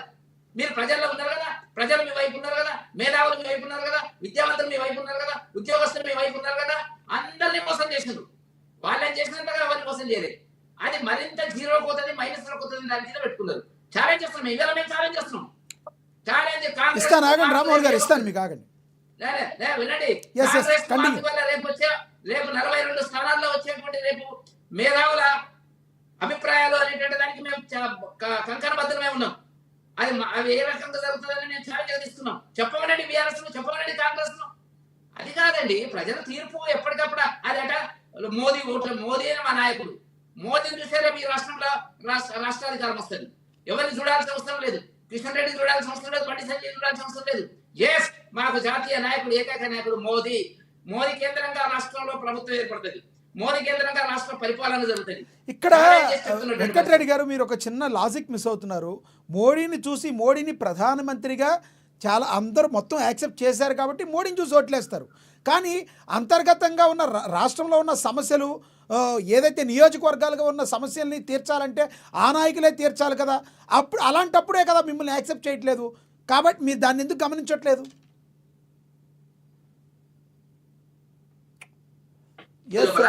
నాయకులను ప్రొజెక్ట్ చేయడము ప్రాంతీయ పార్టీలలో ఉంటది, కుటుంబ పార్టీలలో ఉంటది. రాహుల్ గాంధీని చేసేసిరా, రేవంత్ రెడ్డిని చూసేసిరా చెప్పాలి. మరి ఇప్పుడు వాళ్ళ కాంగ్రెస్ నాయకులు రాహుల్ గాంధీని చూసేయలేదు, సోనియా గాంధీని చూసేయలేదు. పార్లమెంట్ ఎలక్షన్ లో రాహుల్ గాంధీని చూసేస్తారు, లోకల్ బాడీ ఎలక్షన్ లో రాష్ట్రంలో రేవంత్ రెడ్డిని చూసేస్తారు. మీరు దాన్ని యాక్సెప్ట్ చేయట్లేదు కదా. అట్లా అట్లా అట్లా ఉండదండి. మేము బీజేపీ పాలిత ప్రాంతాలలో ఏ వ్యక్తి కూడా ప్రొజెక్ట్ చేయలేదు. 3 రాష్ట్రాలలో మేము తర్వాత లాస్ట్ లో మనం ముఖ్యమంత్రులు తీసుకొచ్చినాము. ఇప్పుడు కూడా ఇవాళ కూడా ఢిల్లీలో ఏం జరుగుతుంది వేరే సంగతి. అట్లా ఉంటుందా అలాంటి? అంటే ఇప్పుడు మీరు రాష్ట్రంలో కాంగ్రెస్ పార్టీ రాహుల్ గాంధీని చూసే వీళ్ళందరూ ఓటేశారంటారా? రేవంత్ రెడ్డి గారిని చూసి ఓట్లు వేయలేదంటారా? వాళ్ళే చెప్పాలి. మరి మీరు అంటున్నారు కదా రేవంత్ రెడ్డిని చూసేసి అక్కడ జాతీయ పార్టీ కదా, జాతీయ పార్టీ దానికి ఒక నాయకత్వం ఉంటుంది కదా. రైట్. అది కుటుంబ పార్టీలు మాత్రమే ఉంటుంది. కుటుంబ పార్టీలు కేసీఆర్, కేటీఆర్, కవిత, హరీష్ రావు, ఇంకో రాము ఉన్నాడు కదా, ఆయన మాజీ రాజ్యసభ సభ్యుడు. ఆయన పేరు కూడా వస్తలేదు, ఎందుకంటే ఆయన పెద్ద కీలకంగా వీళ్ళే తప్ప ఇంకా లేదు. ఇప్పుడు కూడా అట్లనే ఉన్నారు. అట్లా కాదు, వాళ్ళ ప్రజలు తెలివి కళ్ళు. ఇప్పుడు కాంగ్రెస్ ప్రొఫెసర్ పాపిరెడ్డి గారు చెప్పింది కొనసాగు చెప్తా. రేపు కాంగ్రెస్ ప్రజల పెర్ఫార్మెన్స్ తీసుకొని ఉంటే వాళ్ళే గెలుస్తారు. అది కూడా కాదన్నది లేదు. ప్రజల్లో అసంతృప్తి వచ్చింది అనుకున్నప్పుడు ఆల్టర్నేటివ్ వెతుకుతాడు. ఆల్టర్నేటివ్ వెతికినప్పుడు టీఆర్ఎస్ కనబడుతుంది, బీజేపీ కనబడుతుంది. టీఆర్ఎస్ బాగుంటుంది తెలియదా ప్రజలకు? కానీ ఆ టైంలో ఎలక్షన్లకు వచ్చేటప్పటికి వెంకటరెడ్డి గారు బీజేపీ పార్టీ సిద్ధాంతం ఆ టైంలో ఎలక్షన్లు వచ్చేటప్పటికి ఎన్డీఏ కూటమి అని మీకు శత్రువు మిత్రుడైపోయి బీఆర్ఎస్ బీజేపీ ఒకటయ్యి కాంగ్రెస్ శత్రువు అయిపోయే అవకాశం లేదంటారా అక్కడ? ఇప్పుడు ఊహాజనిత ప్రతి రాష్ట్రంలో అదే జరుగుతుంది కదా సార్. ఇప్పుడు పక్కన ఆంధ్రప్రదేశ్ లో ఏం జరిగింది? మీరు డైరెక్ట్ గా ఏమైనా చేయగలిగారా? కానీ రిమోట్ మీ దగ్గర ఉంటుంది. నేను ఒక్క విషయం చెప్తా, మీరు అన్నదానికి సమాధానం చెప్తా. చెప్పండి. నిన్న మీరు తెలుసు జిహెచ్ఎంసీలో స్టాండింగ్ కమిటీ సభ్యులకు నామినేషన్స్ అయినప్పుడు మేము మొత్తం మా కార్పొరేటర్స్ నా సమక్షంలో కార్పొరేటర్స్ అందరికీ కిషన్ రెడ్డి గారు మీటింగ్ పెట్టి చెప్పడం జరిగింది. వాళ్ళంతా పోటీ చేస్తామన్నారు. పోటీ చేస్తే బీఆర్ఎస్ వాళ్ళు చేసిన స్ట్రాటజీ ఏంటో తెలుసా? మా వాళ్ళని కొంతమంది ఉత్కాయించారు, మీరు పోటీ చేయండి మేము వేస్తాం ఓట్లని, మేము గెలిచే అవకాశం ఉంది. అందుకని మా ఒక్క సభ్యులు కూడా 44-43 మంది సభ్యులు ఉంటే ఒక్కరు కూడా నామినేషన్ చేయలేదు. మేము చూడండి నిన్న మొన్న మేము నామినేషన్ చేయకుండా ఆ బ్లాక్ మచ్చ మాకు రాకూడదు బీఆర్ఎస్ తో అనేటువంటి దానికి మేము జాగ్రత్త పడుతున్నాం, ప్రతి దగ్గర జాగ్రత్త పడుతున్నాం. రైట్ రైట్ రామ్మోహన్ గారు ప్లీజ్. రామ్మోహన్ గారు ఒక్కడ గుర్తుపెట్టుకోవాలి. ఫస్ట్ వెంకటరెడ్డి గారు ఫ్రస్ట్రేషన్ తో మాట్లాడదు బంద్ చేయాలి. చర్చలకు వచ్చినప్పుడు సామరస్యపూర్వకంగా చర్చ ఉండాలి. ఇక ఇష్టం వచ్చినట్టు మాట్లాడితే బాగుండదు, వయసు తగ్గ మాటలు మాట్లాడితే బాగుంటది. వాళ్ళ రైట్ సూచన రైట్ ఇది. రైట్ రైట్ మళ్ళీ మీరు ఇంకోసారి కంటిన్యూ రిపీట్ చేయండి, కావద్దు. సబ్జెక్ట్లోకి రండి రామ్మోహన్ గారు. రామ్మోహన్ గారు సబ్జెక్ట్లోకి రండి. చెప్తున్నా వినండి. ఇదే ఈ ఫ్రస్ట్రేషన్ వద్దు. వినండి ఫస్ట్ వినండి. రామ్మోహన్ గారు చెప్తున్నాను. మీరు వినండి. రామ్మోహన్ గారు నేను మీరు చెప్పిన సబ్జెక్ట్లోకి తర్వాత రండి. మాట్లాడండి. నేనేం చెప్తున్నాను? రైట్ సబ్జెక్ట్లోకి రండి మీరు రామ్మోహన్ గారు. ఏమన్నారు? మీరు మాట్లాడండి, నేను మాట్లాడలేదు. వినండి ఫస్ట్ క్లియర్ గా విన్న తర్వాత మళ్ళీ మీ టైం వచ్చినప్పుడు క్లారిటీ చెప్పండి. కాంగ్రెస్ పార్టీ పరిపాలనలో పూర్తిగా ఫెయిల్ అయిపోయింది, అది అందరికి తెలిసిన విషయం. రేపు స్థానిక సంస్థల ఎన్నికల్లో ప్రజలు బీఆర్ఎస్ వైపు ఉన్నారు. ఖచ్చితంగా బీఆర్ఎస్ నాయకత్వాన్ని కోరుకుంటారు, కేసీఆర్ గారి నాయకత్వాన్ని కోరుకుంటున్నారు. తప్పకుండా కేసీఆర్ గారు మళ్ళీ వస్తారు, బయట తిరుగుతారు. బయటకు వెళ్తే ప్రపంచంలో కార్యకర్తలు ప్రజలు అందరూ కూడా బీఆర్ఎస్ వైపు చూస్తారు.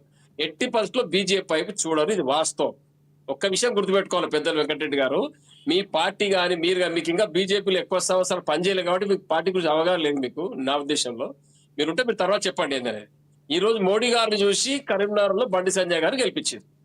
అదే మోడీ గారిని చూసి కరీంనగర్ లో శాసనసభకు బండి సంజయ్ గారు ఎందుకు గెలిపించలేదు? అదే ఓటర్లు, అదే చరిష్మా, అదే మోడీ, అదే బండి సంజయ్, అదే బండి సంజయ్ కిషన్ రెడ్డి గారు ఎందుకు గెలిపించలేదు? అదే మోడీ గారు ఈటల రాజేందర్ గారు ఎందుకు గెలిపించలేదు? కాబట్టి గుర్తుపెట్టుకో, అందుకనే ఈ ఎంపీకి పడ్డ ఓట్లు మీరు పరిగణలోకి తీసుకుంటే మీ పార్టీ ఎన్నటికీ జీవితకాలం మొత్తంలో కూడా రాష్ట్రంలో అధికారంలోకి రాదు. సరే సార్, ఒకటి రామ్మోహన్ గారు పక్క పార్టీలో బీజేపీ సంగతి వదిలేయండి. ఒకటి రామ్మోహన్ గారు ఒక క్వశ్చన్ ఉంది, ఒక క్వశ్చన్ వస్తుంది ఇక్కడ, ఒక క్వశ్చన్ వస్తుంది. రామ్మోహన్ గారు ఒక క్వశ్చన్ వస్తుంది, వినండి. రామ్మోహన్ గారు మీరు దయచేసి వినాలి, క్వశ్చన్ కి సమాధానం చెప్పాలి. రామ్మోహన్ గారు, వెంకటరెడ్డి గారు ఆగండి. రామ్మోహన్ గారు, రాష్ట్రంలో మీ పార్టీ ఏర్పడిన పార్టీ తెలంగాణ ప్రజల యొక్క ఆకాంక్షల కోసం, వాళ్ళ యొక్క బాధలన్నీ నెరవేర్చడానికి, వాళ్ళ బాధల్ని పరిష్కరించడానికి ఏర్పడిన పార్టీ టీఆర్ఎస్ పార్టీ. ఎందుకు టీఆర్ఎస్ పార్టీని బీఆర్ఎస్ పార్టీ చేశారు? రాష్ట్రంలో అంత బంగారుమయం చేసేసారా? రాష్ట్రంలో బంగారుమయం చేసేసి భారత రాష్ట్ర వ్యాప్తం మొత్తంగా మీరు వెళ్ళారా? కాబట్టే ప్రజలు మిమ్మల్ని తిరస్కరించారు. మళ్ళీ మీ టీఆర్ఎస్ చేద్దామని చూస్తున్నారంట, వాస్తవం లేదా? ఒక్క నిమిషం ఆలోచన చేయండి మీరు. ఈ రోజు భారతదేశ రాజకీయ ముఖ చిత్రం లోపల నార్త్ సంబంధించిన నాయకులు మాత్రమే భారతదేశాన్ని పరిపాలన కొనసాగిస్తున్నారు. మనకు సౌత్ కు వచ్చేసరికి మనకు 5 రాష్ట్రాలకు ఎప్పుడు అవకాశం రాలేదు.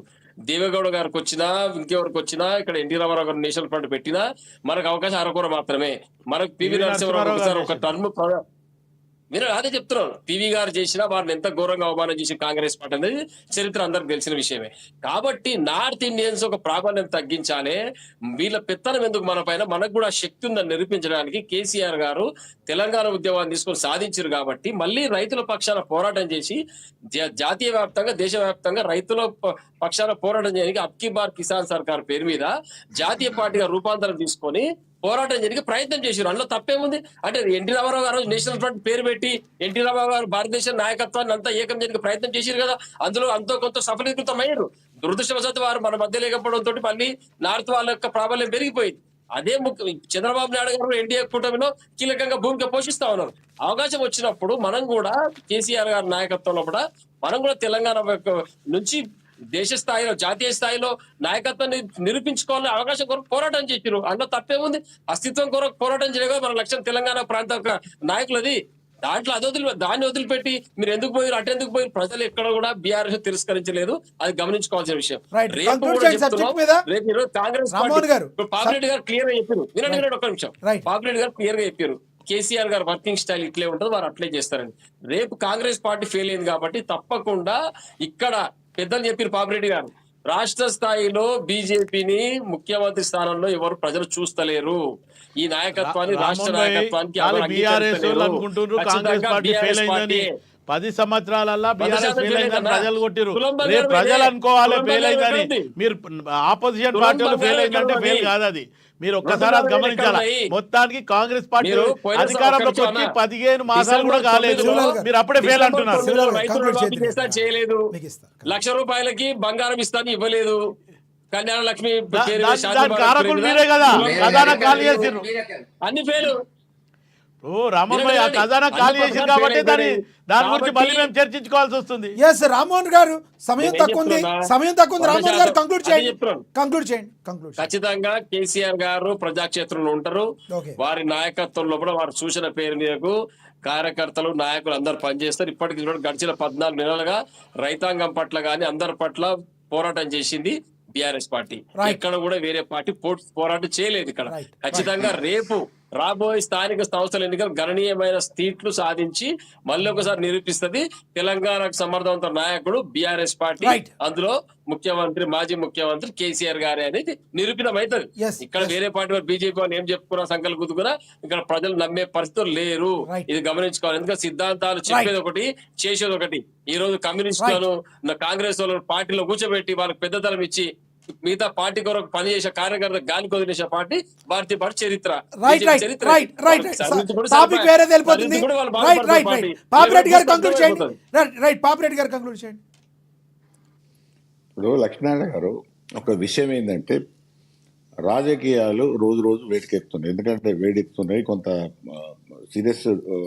ప్రతి పార్టీ కూడా తన వ్యూహాలు తన పనితీరు అవన్నీ కూడా చేసుకుంటున్నాయి. ఒకటేంటంటే ఇక్కడ విషయం ఈ ఏదైతే ఇప్పుడు ఈ ఉత్తర భారతదేశమా దక్షిణ భారతదేశమా ఇవన్నీ కూడా రామ్మోహన్ గారు ఇప్పుడు ఇది కేవలం ఒక రాజకీయాల కోసం వాడుకుంటే తప్ప ఇప్పుడు కాంగ్రెస్ ఉన్నప్పుడు ఉత్తర భారతదేశ నాయకులు కాకపోతే దక్షిణ భారతదేశ నాయకులు కదా.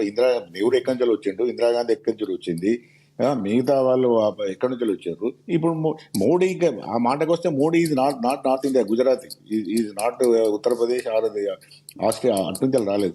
అవన్నీ కూడా ఇప్పుడు ఎందుకంటే ప్రజాస్వామ్యంలో ఎవరికి మెజార్టీ ఉంటే వాళ్ళకి వస్తారు. అక్కడ రాష్ట్రాలలో ఎంపీ సీట్లు ఎక్కువ ఉంటాయి కాబట్టి సహజంగానే ఉంటాయి.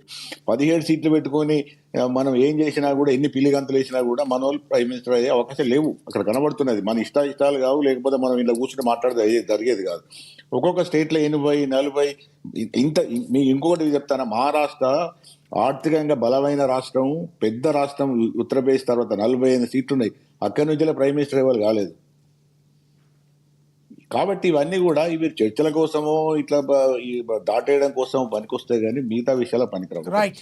బీజేపీ ఒకటి లక్ష్మీనారాయణ గారు, బీజేపీ మధ్యన జరుగుతున్న ఈ విన్నింగ్ స్ట్రీక్ అంటారు. విన్నింగ్ స్ట్రీక్ అంటే గెలుపు అదన్నది దాదాపుగా ఎక్కువ శాతం జరుగుతున్నది. చాలా రాష్ట్రాల్లో గెలుస్తూ వస్తున్నది. దాదాపుగా ఇప్పుడు ఒక 5-6 రాష్ట్రాల్లో తప్ప మిగతా రాష్ట్రాలన్నింటిలో బీజేపీ పరిపాలన ఉన్నది.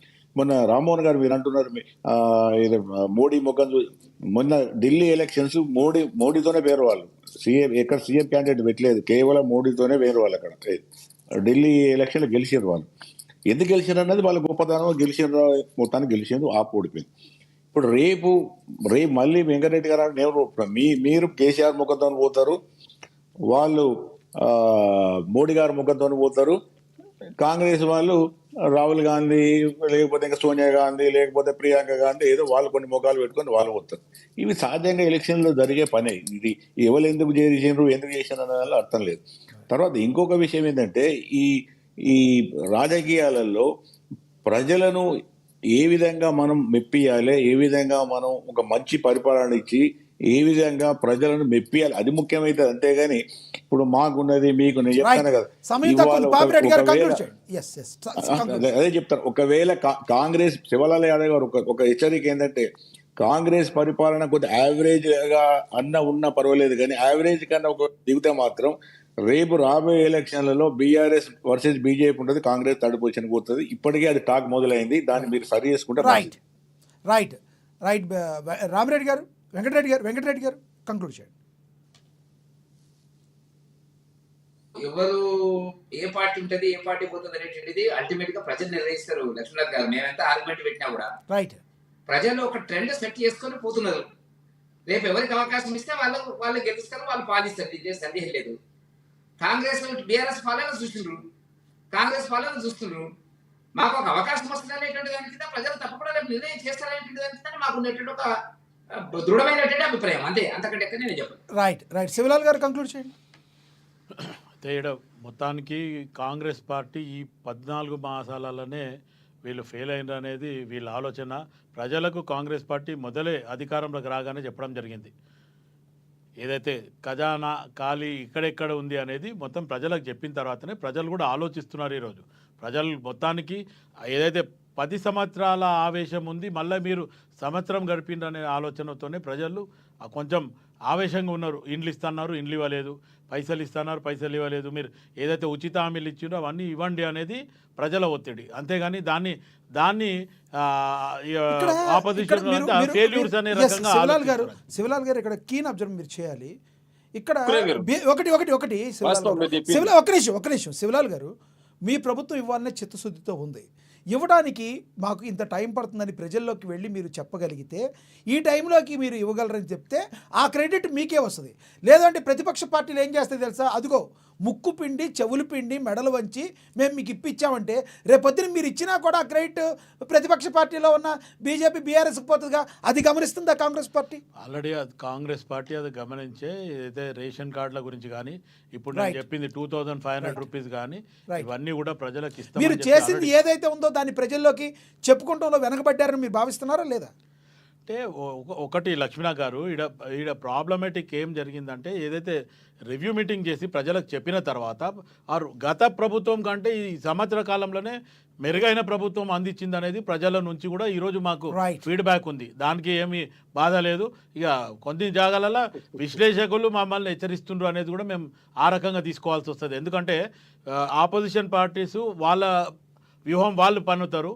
ఇప్పుడు విశ్లేషకులు మాకు ఇంకొక హింట్ లాగా ఇవ్వడం జరిగింది. ఎందుకంటే వాళ్ళంతా కాచుకొని కూర్చున్నారు, మీరు మీ జాగాలో మీరు సరిగ్గా ఉంటే రేపు ఇబ్బంది ఉందని. ఖచ్చితంగా కాంగ్రెస్ పార్టీ ఏదైతే ప్రజలకు ఇచ్చిన హామీ ఫుల్ఫిల్ చేస్తారనేది నాకైతే విశ్వాసం ఉంది. రైట్, ధన్యవాదాలండి శివకుమార్ గారు చర్చలో పాల్గొన్నందుకు. ధన్యవాదాలండి వెంకటరెడ్డి గారు, ధన్యవాదాలండి రామ్మోహన్ గారు, ధన్యవాదాలు పాపిరెడ్డి గారు. ఏది ఏమైనప్పటికీ కూడా ఒకటి, కేసీఆర్ తన ఫామ్ హౌస్ను వీడి తెలంగాణ భవన్కి రావడం ద్వారా అక్కడ తెలంగాణలో ఉన్న కార్యకర్తలు అయితే మంచి జోష్ వచ్చింది అనడంలో ఎటువంటి సందేహం అయితే లేదు. కార్యకర్తలకి దిశానిర్దేశం చేసినట్లుగా కూడా తెలుస్తుంది. అయితే కొంతమంది రాజకీయ విశ్లేషకులు చెప్తున్న మాట అంటే ఇప్పటికే మళ్ళీ వచ్చి కేసీఆర్ ఏదో ప్రజల్లోకి వెళ్ళిపోతారు అని మీ ఎక్కువగా ఆశలు పెట్టుకోవాల్సిన అవసరం లేదు. మూడు సంవత్సరాల పైన దగ్గర 4 సంవత్సరాలకు 2 నెలలు తక్కువగా బోల్డంత టైం ఉంది కాంగ్రెస్ పార్టీ పాలించడానికి. కాబట్టి కేసీఆర్ మళ్ళీ జనాల్లో తిరగడానికి ఇంకాస్త టైం పడుతుంది. ఎందుకంటే ఆయన వర్కింగ్ స్టైల్ ఆ రకంగా ఉంటుంది. మధ్యలో ఊరికే కొన్ని జరకలు ఆ విధంగా వస్తాయి అని చెప్పి కొంతమంది రాజకీయ విశ్లేషకులు చెప్తున్నమాట. మరి ప్రజల్లో నిత్యం ఉండాల్సిన పరిస్థితి అయితే ప్రతిపక్ష నేతగా గులాబీ బాస్కి అది 100% ఉండాలి. ఎందుకంటే ఆయన ఎక్కడికి వెళ్ళినా వెళ్ళకపోయినా శాసనసభకి అయితే వెళ్ళాలి కంపల్సరీ. ఎందుకంటే ప్రజలు ఇచ్చిన మ్యాండేటరీ అది ఇవ్వకపోయినా కూడా రేపొద్దున దాన్ని ఇందాడ వెంకటరెడ్డి గారు చెప్పినట్టు బీజేపీ క్యాష్ చేసుకునే అవకాశం కూడా ఉంటుంది. మరి రానున్న రోజుల్లో కాంగ్రెస్ బీజేపీ ఉంటుందా, లేదంటే కాంగ్రెస్ బీఆర్ఎస్ ఉంటుందా, బీజేపీ బీఆర్ఎస్ ఉంటుందా అనేది ప్రజలు నిర్ణయించాల్సిన పరిస్థితి. మరి రానున్న రోజుల్లో బీఆర్ఎస్ పార్టీ ముందుకు సాగడానికి కేసీఆర్ ఆగమనం ఉపయోగపడుతుందో లేదో వేచి చూడాల్సిన పరిస్థితి. ఇది వాటి స్పెషల్ డిబేట్. చూస్తూనే ఉండండి. నమస్తే.